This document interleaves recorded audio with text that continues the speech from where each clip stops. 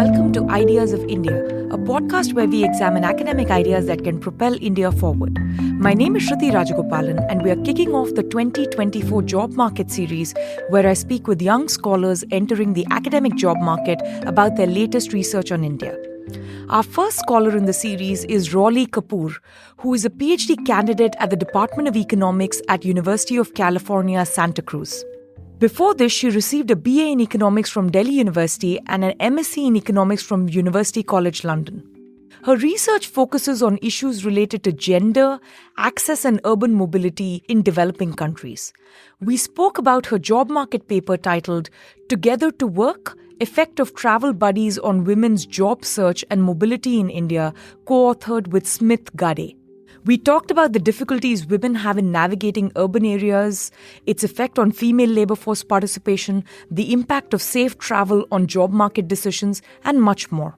For a full transcript of this conversation, including helpful links of all the mentioned, click the link in the show notes or visit mercatus.org/podcasts. Sometimes it can feel like a full-time job keeping tabs on the latest development in politics in India. If you're struggling to keep up, let the Grand Tamasha podcast be your guide. Grand Tamasha is a co-production of the Carnegie Endowment for International Peace, one of the world's most respected think tanks, and the Hindustan Times, one of India's leading media houses. Each week, host Milan Vaishnav takes listeners on a deep dive into Indian politics, economics, foreign policy, culture, and society. Over the past 5 years, Grand Tamasha has published more than 200 conversations on the issues that matter most to Indians and those who watch India from abroad, featuring guests ranging from the comedian Hasan Minhaj to the historian Ramachandra Guha and the philanthropist Rohini Nilekani. Grand Tamasha is available wherever you listen to your podcasts. Subscribe now to get your weekly infusion of timely and provocative India content straight to your personal device. New episodes are released every Tuesday night at 9 p.m. Eastern Time. Visit www.grandtamasha.com to browse past episodes and to learn more about the show.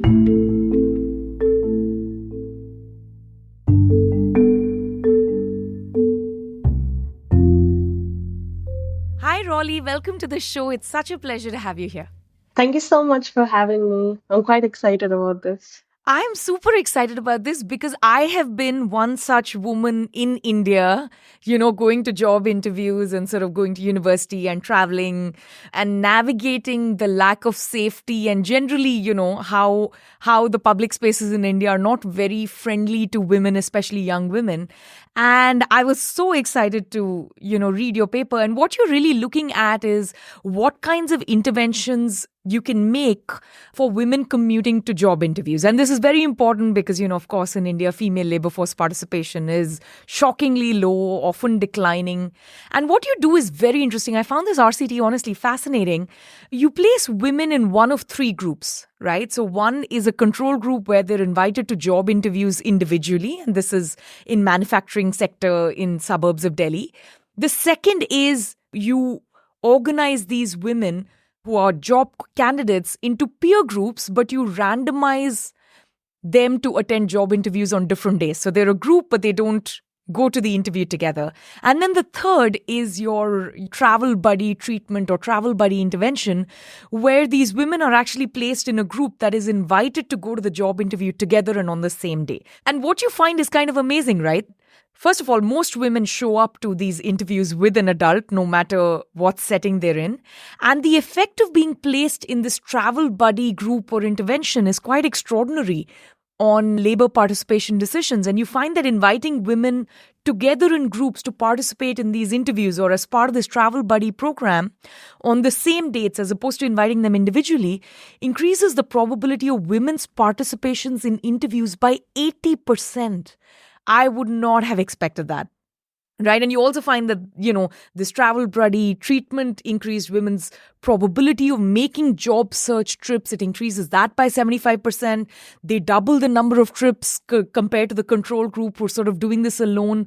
So first of all, I love the experiment, but I also find the magnitude of the effect quite extraordinary. So, can you walk? I mean, first, is this a good summary? And then, can you walk me through what you were actually trying to do? And did you expect to find any of this? That's a great summary of the paper. It's thank you for that. So to kind of answer the question of is this the kind of effects that I was expecting, there were like two reasons why I would say yes, which is the first result that you said, which is one of the most fascinating results for me, that regardless of where the women were coming from, like which group they were coming from, almost all of them showed up with a companion. And that's exactly what we see also, like as a woman growing up or like a girl growing up in India. That's exactly what my experiences were. The idea came from my own lived experiences in India, which is like my parents were almost always hoping that I had someone to travel with me. So, whether it was going to the college, whether it was going to work, whether it was just like commuting, going out to, with friends and everyone. Similarly, happened with my sister. I haven't worked much in India, but my sister is like a working woman in India. And every time, like, this was like this whole entire coordination that they had to plan where okay, who's going to pick her up, who's going to drop her off, or she's going to get late, how are we going to get her home, is somebody coming with her or not. So this entire idea was like, okay, this is something that women do face a lot of mobility constraints in India. There's a lot of lack of freedom, and women themselves have kind of come up with this idea to overcome some of these challenges, which is to travel with other people. So you feel safe, you feel less vulnerable. Also, there are norms in India which are about, like, they're not okay with women stepping out alone. So a lot of times, like while doing the field work, we've had women say that, my husband said this, oh, people are going to say, why are you going alone? Where does she go all alone? And so the entire intervention came about the point that there are mobility constraints, and women have found a potential solution to this, which is traveling together or traveling with adults. So what I wanted to see was there were two ideas to this. First is this: how does this commuting together actually impact their labor force participation or job search in particular? And second is, do women find, like, face challenges and actually doing, managing how to commute together? Because this is like an additional layer of coordination that you need to do. Keeping that idea in mind, I designed this intervention. So it kind of started with like the basic idea of how do you enable women to travel together or to travel with companions. There are different ways to do this. One way could be to incentivize their family members. So they're more likely to say, yes, I'm picking you up, dropping you off. Then there's another aspect of it. Okay, wait. Okay, there are 10 women from this neighborhood that are going. Why don't we just go together? Because that's what you see a lot in manufacturing Yes. sector. You literally see women holding hands coming to work and holding hands and going back from their factories to their homes. So that brought about the idea of this travel buddy intervention. And the rest of the experiment was kind of designed around the travel buddy intervention. So, coming back to your question about did I expect these kinds of results? I would say yes, because, like I said, we see this every day in our lives. And second was I actually did a pilot, which was before this main experiment took place. It was not based in Delhi NCR, it was based like near Dehradun in Uttarakhand, Yeah. where I find similar results, like even bigger results to some Yeah. extent. And it kind of gave me the confidence about, like, okay, this is really something that women do struggle with. So what we did was we partnered with Good Business Lab. They work with Shahi. Yeah. So I pitched them this idea. They were like, okay, let's get on board, let's do this. So I partnered with five of Shahi factories in Faridabad and Noida. And we came up with the travel buddy intervention. Then the control group was like, okay, what is the exact opposite of inviting women together in groups versus on the same dates? Is like you invite women individually. Because what that allows us to see is, do women themselves organize, and are they able to find other women who are traveling there? So basically, it helps me answer, like, do women face constraints? Yeah. So, okay, what if almost always a woman needs a companion, she can find them? So then there's like no problem to solve, there's nothing we can do here. So I wanted to see, is there a problem to solve? And is there a constraint? And that's what we find. Like, Yeah. women want to travel with companions, but they do struggle To finding find them. companions. Yeah. And that kind of brings about like that 80% change in job interview show up. That was amazing to me. So everything you say, I can relate to it in like such a visceral way because you basically described my entire life in Delhi, even today, right? I am a grown woman. Yeah. I'm no longer a child. I'm no longer going to college for the first time. This is not my first time in a commute. But when I go back to India, in my parents' house, I am constantly chaperoned wherever I go, Yeah. right? And the chaperone may be a family member, it may be a friend, it may be the family chauffeur because he's the only person we trust and we're not so sure about other forms of public transport. And, some of the things my parents will be comfortable with is like a metro because, it's got an all women's compartment and things like that. But I can just relate to this so much, which is why I love this paper so much. But, one of the things I was thinking about, and maybe this is a little too related to my life, there are two paths going on, right? Your experiment is actually set in the context of something very specific, which is job interviews and decisions regarding labor force participation. Whereas the same problem applies not just to job interviews, it also applies if you're trying to go and see your primary care health provider. It's true when you're trying to go to college because Girija Borkar finds, these massive costs that women take on to, get to a safer route or something like that.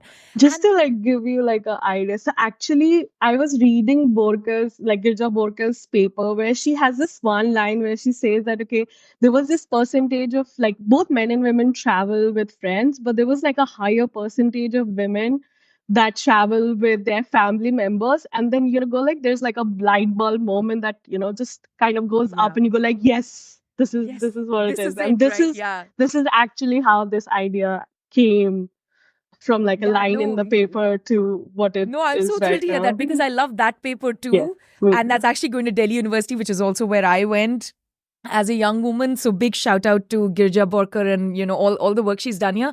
But, one thing I want to parse out is there's a difference between we want to go to university or recreation or something like that, and we need a travel buddy just to feel safer versus job interviews. Because I thought there's a chance that some of your results are also driven by the network effects of watching other women work and other women looking for work and other women willing to travel to work. Because, like you said, there's this issue about families thinking, is it okay to send someone to work?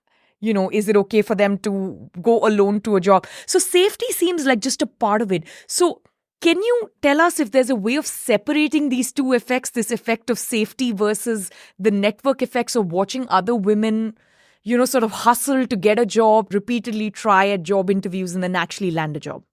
Yeah. So I think I'll start off by just talking about qualitatively why it's kind of different for the kind of sample that I'm working with versus our experiences as women growing up in India. So the women that we are targeting here, the women that we are working, they're very immobile at baseline. They were big chunk of women who haven't left their houses in the last 1 week. So they haven't stepped out of the houses. So I think for those women, traveling with someone is not more about, okay, I need to feel safe or something, but it also kind of takes away like the cognitive load from what I felt like when I was doing the field work is how to organize that entire travel. There were cases when we were piloting where the women would be like, oh, why are you giving us different dates? You should give us all same days. We would be able to come together, and the whole cognitive load of trying to plan a trip from their house to a factory, so they have to take rickshaws because these are the women who don't really can't afford metros. A lot of areas where these they live, there is no metro connectivity, and most of the times they have to rely on rickshaws or buses to get there. Yeah. So for them it's not just about the safety but actually being able to commute because they have just not been commuting or not been going out. So that is kind of different from our perspectives. Okay, I need someone to feel safer, but regardless, I would go.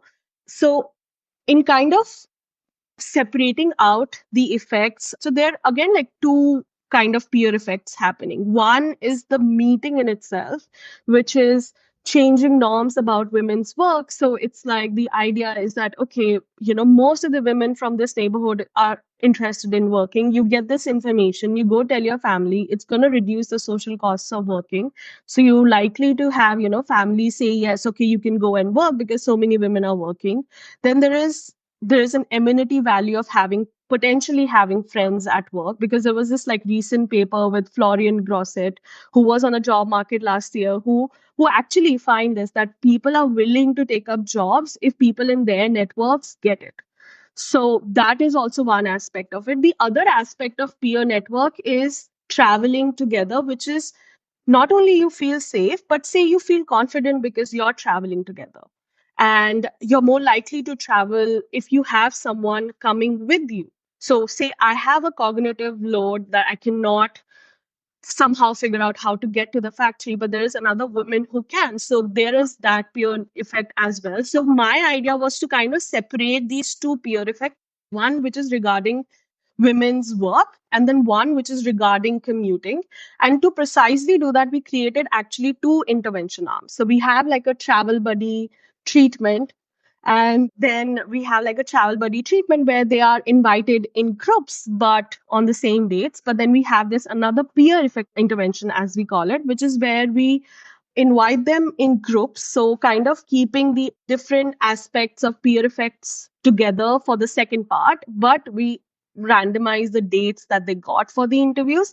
So, they can't travel to the interviews. So, there is another aspect, which is what if it's not about commuting to the interviews, but it's about commuting daily to the job? So, that intervention is going to allow us to separate that, because you will potentially might get women who are working at that factory close to you that you know of.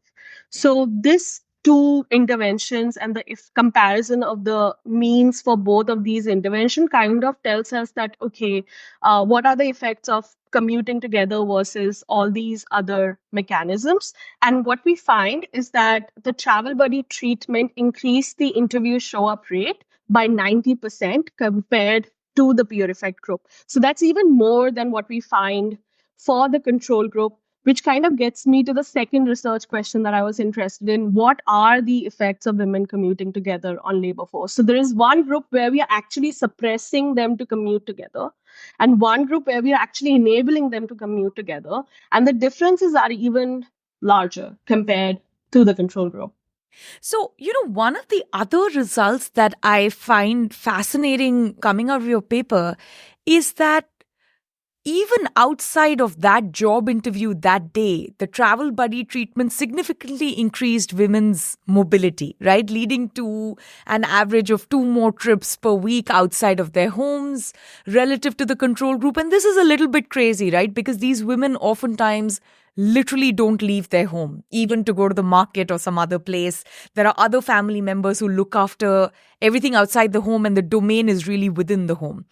And so, one, I'm curious to see what all you found, how you interpret those results. And second, what are the downstream effects of something as simple as finding a travel buddy to go to the market or a travel buddy to go visit a doctor or something like that? It just seems like quite a significant thing in these women's lives. Yeah, so I had like different kinds of effects. So, like you said, the first effect had to do with mobility. The first aspect is not only they are making more trips outside of their neighborhood, they are now making more job search trips. So they're looking for these jobs.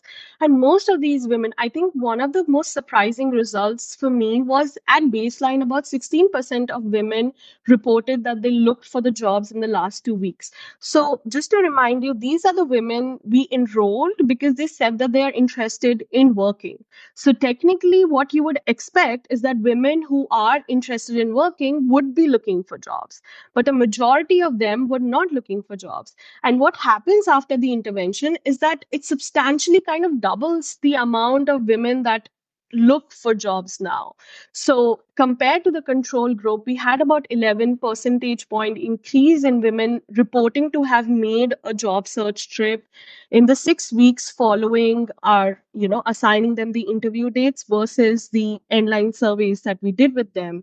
And it kind of doubled up the number of job search trips they did. And one more interesting result was the most of these trips were actually made with women from their neighborhood. So it's like they're kind of holding on to this idea that they were introduced to initially, that, hey, okay, I know we do this, but maybe we can do this together as well. So, like, maybe that experience of traveling to the interview together kind of changed something in their behavior where they seek out their travel buddies time and again to travel outside of work. It also translates to trips, not just about job search, but in general trips like, like visiting the market, going to the temples and things like that.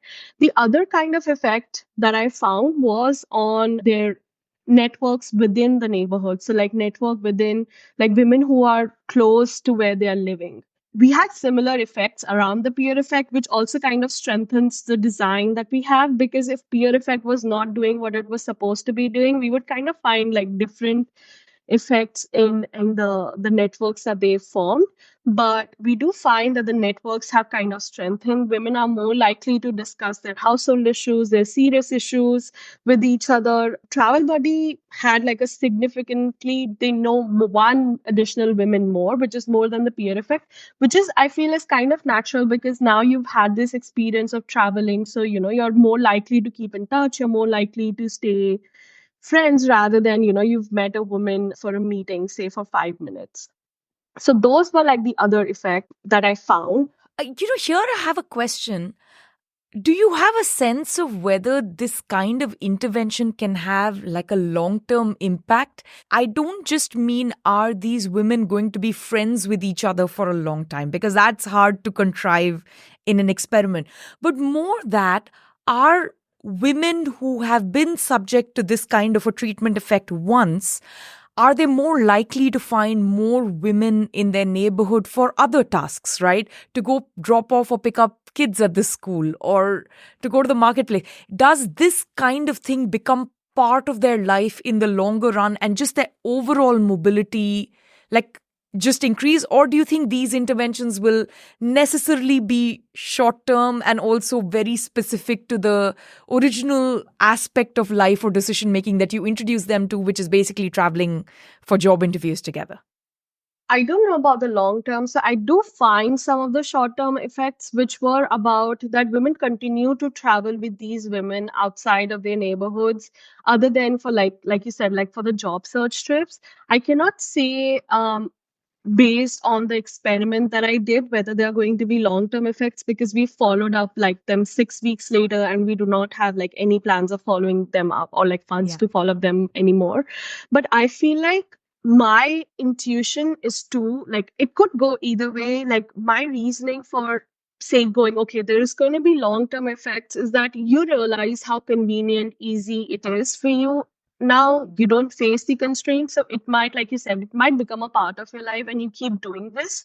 It might also have like a different effect because now that you're going out more, you feel more confident and you're more likely to be able to kind of go out there by yourself and still feel. You might transition out of needing someone to travel with you to, say, a market. You Yeah. might still want to do it when you're, say, taking the bus or you're traveling long distances. Yeah. But you might transition out of doing this because now you're traveling more, you're more mobile, you know how to get things around. So I think it could go honestly either way. Yeah. But that's like an interesting point to definitely see, like for like a future research to see like how does this actually change women's mobility patterns in the long run. Yeah. Because like it's very fascinating how women travel in developing countries, especially like countries like India. Like the kind of mental math you said we have to do every time we step out of the house, God. I think it's important to kind of understand what's really going on with women's mobility there. Yeah. Another curious finding in your paper is that the travel buddy treatment led to a 68% increase for women's at home employment. And a 12% increase in their outside employment. I found that really odd, right? Because that's Yeah. not actually what I was expecting to find. I would have thought, oh, these women who were willing to work outside might already be doing something at home. And then the even more curious thing that you find is for the peer effect intervention, you find a 45% increase in outside employment, but only a 15% increase in at home employment. So, one is, did you also find these to be like Yes. counterintuitive to what you were originally, like your original hunch or intuition? And what is a good way to think about this particular result? Yeah, so like I did find it going against what I would have also expected, which is there's like kind of a substitution you would see, right? Like the effects kind of mirror one another, whether Yeah. which is like them working at home versus outside. I don't have the data where I can be like, okay, why is this happening? Can I explain it?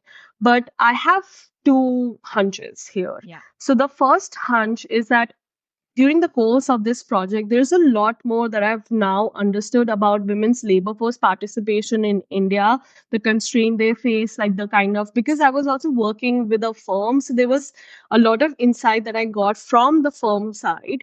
And then we were also, witnessing them during this interview process that they were doing with the factories. So there were instances where women came to the factory floor and they're like, okay, this is not the work that I want. There were cases where women left the trials that they do at the factories, whether to see the skills. They left them in the middle because they realized, okay, this is something that I don't want to do for the rest of the 5 hours every day. So my first hunch is basically it kind of reveals something about the interview process to the women, or like to the about the job to the women, is that they kind of shifted away from wanting to work outside, because travel buddy women do show up more for the interviews, so they are exposed to this information more than say the peer effect women or the control group women. I think that is like one of the areas where possibly why there is like this shift, because you now think you do not want to do this, and so you go back to say at home employment. I guess what you're saying is there's something about the interview process which reveals to these women that we like working, we want to do something, we see other women working, but this is not the ideal setting for us, or this entire hassle of traveling an hour a day to actually then work 6, 7 hours a day is not worth it, right? So that I buy. But that still doesn't explain why, for the peer effect intervention, you see the opposite trend almost. Like that doesn't quite add up to me then. Yeah, I think it also has to do with women. So I do think what the kind of women that do show up at the interviews are like the women on the margin. So Yeah. the women who will never work, the travel buddy intervention doesn't do anything for them. So like you've never stepped out of the house, you're not willing to do it now, or maybe people in your family are not working. But I feel like, and because of the intervention, the marginal women are more likely to work now. But for peer effect intervention, women who are actually now working, we are not really solving any constraint for them. So, what I kind of feel like is happening with the peer effect is they just keep looking for the jobs. And because somehow we had disadvantaged them in commuting together more than the control group, Yeah. and there's still some aspect of control group coming in, like still traveling, like 63% of women from the control group traveled with study participants. So that's like a big thing. So I feel like there is something along these lines that's happening. But again, this is like all very conjectural. I have no evidence backing these hypotheses that I have. But I do agree these are like very surprising findings for the study. So, what does all this mean for us? Like, just to step away and to think of the bigger picture. Now, I understand that these results are specific to the experiment, they're not generalizable, but you've also studied this from different angles. You've spoken to all these women. What is your intuition on what are the policy implications of this? Does this mean we need more like gendered buses or compartments in metros? Do we need an app which is just for women, like an Uber for women, where the drivers will be women, the travelers will be women? Should we be thinking about giving travel subsidies to women, which is, by the way, a whole part of your paper we haven't talked about yet, but we can talk about. So some states make it, public bus travel free for women. So what does this mean for us if someone asked you to design policy around it? So I think like there are like the different solutions or like different policies that you mentioned. I think I have like something to say about one or the other. But I think in general, if I were to design a policy, I think it goes as simple as that a lot of the hiring that takes place in these factories or in sectors like these where they have to hire women in groups, and often the kind of reach out or mobilizing they do is they often put on posters or they ask the workers they know to kind of refer people to working. And I think a direct policy implication is that changing these hiring policies or like mobilization of these workers to basically just kind of providing this information in groups, it could further be done to with other policies like like how Anukritis and like the bring a friend paper Oh is. yeah, It's the bring kind a of on friend the paper. same it's kind of on Yeah. the same lines, right? Like, of course, you can't do like a group meeting about family planning, but it kind of is like, okay, if you're approaching, say, women in groups, and there's also like this paper by Erica Field and others, which is about inviting women together for training programs. So it's like if you kind of do the mobilization for a lot of these policy programs in groups, it might increase the take up of it because now you're kind of relieving one of the key issues, which is the mobility constraints that women face. So I think that's like a big direct policy implication. Then things about like having, say, the buses, the free buses. I think the issue there is if you're in a gender segregated space, the safety concerns go away. So then maybe you do not need to travel with a woman or Together. like with a family person to feel safe. But I think there is also like a lot of last mile connectivity issues that we have. So it's not just like once you need someone to be with you for the metro station, right? If it's too far from your house, you might do that. So I think for there it needs to be much more nuanced, and things like we have free buses in Delhi. So it's like because it's free for women, but there's still men there, and it kind of still exposes women to these safety issues and constraints. And like we saw, like the issue with women traveling together is that they do not have peers to travel with, or they face constraints in kind of organizing this group travel. So providing free buses will not probably help them because the constraint is not much so of the cost, but more like, okay, you do not have someone, and having a free bus does not give you someone to travel with. And then on the other end, that you were talking about travel subsidies, I think even travel subsidies need to be much more nuanced. I think that's like kind of like my next research agenda to go towards, which is there can be different travel subsidies. So if the issue is the cost, if you want to travel in an Uber and that's like a safe mode of transport for you, then yeah, providing you money for Uber will lift that constraint. But say I give you 20 rupees or 30 rupees, that is enough to travel on a shared transport. But you're still sharing that space with strangers. And in my surveys, I find like a majority of women are not willing to do so. So they don't want to use shared autos and things. But when they're traveling in groups, they're able to do so because now they're like these poor women who are in a shared auto. So there's no space for anybody else. So in those cases, travel subsidies help you. But if you do not have those women to go, and if I give you a subsidy for a shared auto, it's not going to do anything for you. But if I do give you money for private auto, it might do something for you because now you don't need them. Yeah. But there's also like a caveat to it because if it's not about safety, but it's about norms and your cognitive load that you have, that you feel like you want someone to be with you, you don't know how you'll commute, then in that case, travel subsidies may not do enough for you Yeah. because, again, your need for traveling with someone is not because of safety or travel costs, it's because of like other intrapersonal issues and constraints. So you have a couple of other papers on this exactly. So one is, trying to understand a little bit more nuance on job search behavior and, between the differences between genders.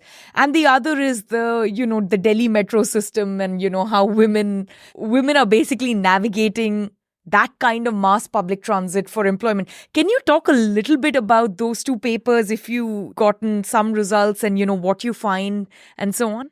So, like for the other paper, which is on job search, we're still like the pilot is ongoing on the field, but So this is the paper with Monica Shandel and and David David. Park. Yeah, Yeah. they're both like fellow UCSC grad students. David has graduated, but Monica is still at UCSC.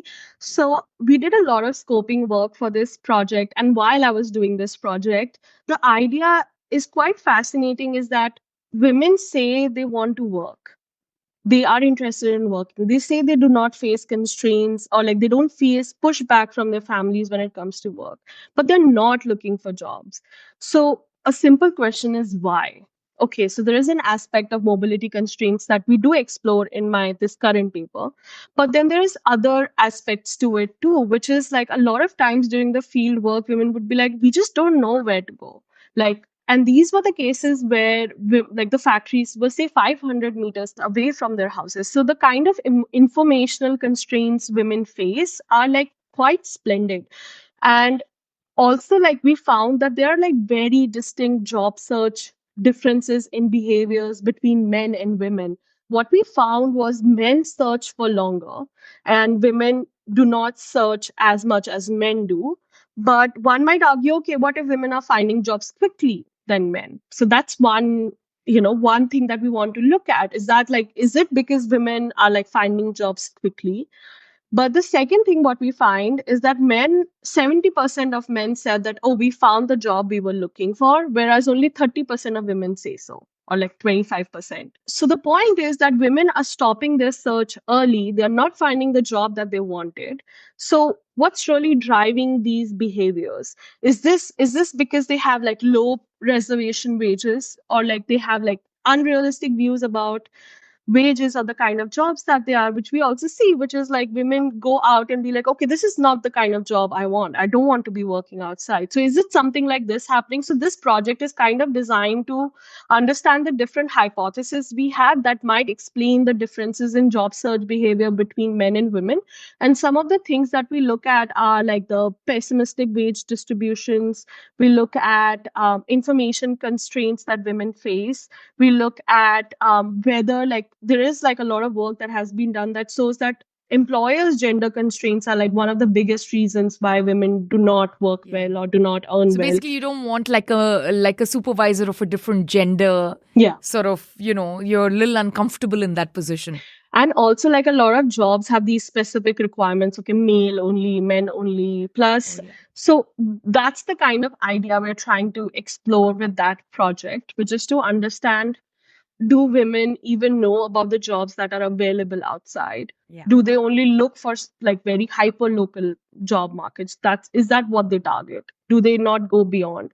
So things like that. In the other paper that I have with Momita on Delhi Metro, we were looking at how the staggered opening of Delhi Metro stations affected women's employment in the enterprises that were near the station. So we use economic census and we kind of find that there was like a 15 to 20 percentage point increase in enterprises hiring more female workers with respect to the or like the ratio of female workers to male workers kind of went up in enterprises near those stations. Now there are like issues regarding identification for that project because we do not have a panel. We have like an economic census, so we create a panel data set for like the census town and village level, but we do not have like we do not actually observe the firms, so we don't know if there are more firms coming in who are hiring more women, or is it like the current existing firms are now kind of have changed their hiring patterns. That project looks at that. Yeah, but I mean, I understand why you need to have an identification strategy to separate those two, but whether they are self selecting those locations or whether they were always there and the metro has exogenously solved it for them, that's a piece of news that makes me quite happy. That if you place enterprises close to safe transport, or in oftentimes where it might be easier to take safe transport closer to where the enterprises are, if that's going to lead to an uptick in female labor force participation, I think this is a relatively cheap policy intervention that we can think about. I mean, there are a lot of things that you can do immediately to help improve women's mobility, but I think there definitely like needs to be a big whole revamping about doing like long like actually changing a lot of these things structurally. Yeah. But us as like researchers, we can just like only focus on some of the practical ways to do it. No, but I think this is the way to do it, like one paper at a time. This Yeah. entire your entire research agenda looks super fascinating. Thanks so much for this. Looking forward to reading more of your work. Thank you so much. Ideas of India is produced by the Mercatus Center at George Mason University. If you enjoy this podcast, please subscribe on Apple Podcasts, Spotify, or your favorite podcast app. Help us grow by giving us a rating and leaving a review. Follow us on Twitter at @SRajagopalan and at Ideas of India. Also, check out our initiative commemorating 30 years of India's market reforms at the 1991project.com.